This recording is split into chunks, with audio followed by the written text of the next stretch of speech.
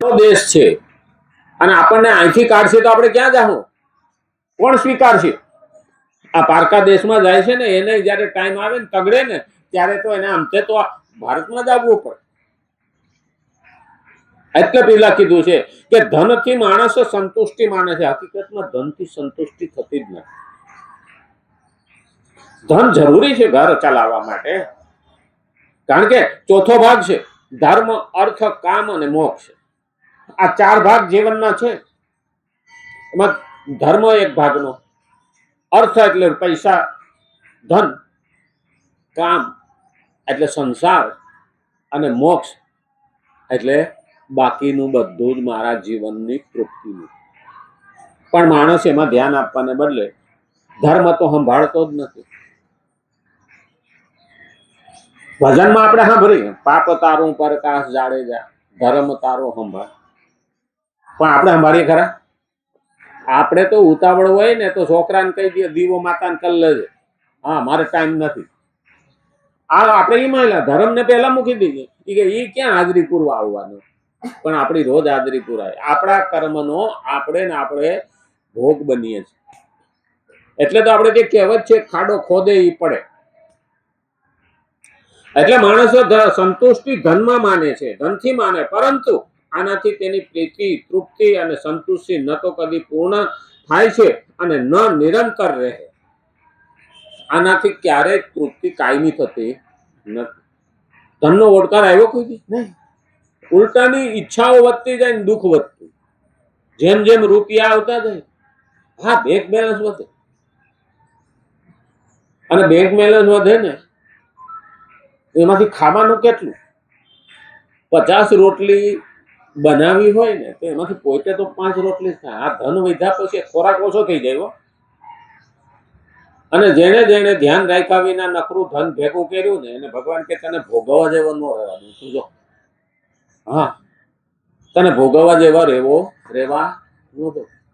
બધું જ કમાણી કરે, બધું ભેગું કરે, હામતું ભેગું કરે, ડાઇનિંગ ટેબલ ઉપર બધું જ પડ્યું હોય ખાવાનું. હા, દાળ ભાત શાક રોટલા જલેબી મોહનથાળ મૈસૂર ભજીયા આ તે બધું પડ્યું છે. ડોક્ટર નું લિસ્ટ કાઢે એટલે શાક ને રોટલો. ઓલા બધા ખાતા હોય, જલસા કરતા હોય કે આ તારે હિસાબે અમે ખાઈ. પણ કોઈ તે આમ ટગર ટગર જોયા કરે. ડોક્ટર ના પાડ્યું જીવવું હોય ને તો આ ખાવાનું આપણું જ કરેલું આપણને હૈયે વાગે છે.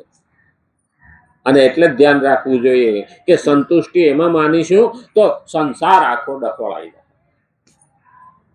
અને એટલે જ કીધું છે કારણ કે સંસાર પ્રતિક્ષણ પરિવર્તનશીલ છે.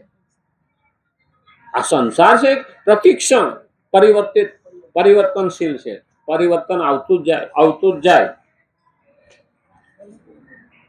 પરંતુ આનાથી તેની પ્રીતિ, તૃપ્તિ અને સંતુષ્ટિ ન તો કદી પૂર્ણ પણ થાય છે અને ન નિરંતર રહે છે. કારણ સંસાર પ્રતિક્ષણ પરિવર્તનશીલ જળ અને નાશવાન છે અને છે તથા સ્વયં સદા છે તેવો જ રહેવા વાળો ચેતન અને અવિનાશી છે.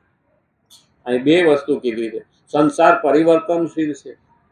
આપણે વહેંચકના જન્મ હતા, મોટા થતા થતા થતા થતા થતા યુવાન થયા, યુવાનમાંથી વૃદ્ધ થયા અને પાછા ઢાળ ઉતર્યા. હા ઉતરતા હવે આપણી ઢળતી હાન છે. તો પરિવર્તનશીલ છે. આ પરિવર્તન શરીરમાં એક દાડામાં નથી થતું, રોજ થોડું થોડું થાય. આપણને એની ખબર રહેતી નથી.